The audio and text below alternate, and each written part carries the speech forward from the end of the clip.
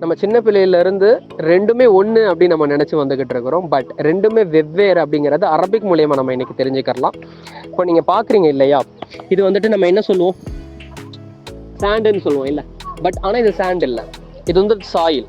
அப்போ சாண்டுன்னா என்ன, மணல் அப்படிங்கிறது டெசர்ட்ல இருக்குது இல்லையா, அதே போல் பீச்சில் இருக்குது, அதுதான் நம்ம மணல்னு சொல்லணும்.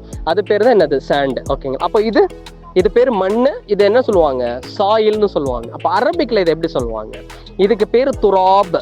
இந்த மண்ணுக்கு என்ன சொல்லுவாங்க, சாயிலுக்கு அரபிக்ல துராப். அப்போ மணலுக்கு டெசர்ட்ல இருக்கிறது, பீச்சில் இருக்கிறதுக்கு ரம்ல், என்ன சொல்லுவாங்க, ரம்ல் அப்படின்னு சொல்லுவாங்க. ஒரு உதாரணம் உங்களுக்கு சொல்றேன்.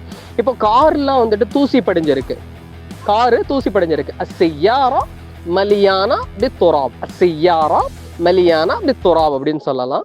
இப்போ வந்துட்டு இந்த இடத்துல நிறைய மணல் இருக்குது அப்படிங்கிறத நம்ம எப்படி வந்துட்டு அரபிக்ல சொல்றது, ஃபி கதீர் ரமல், ஃபி கதீர் ரமல்.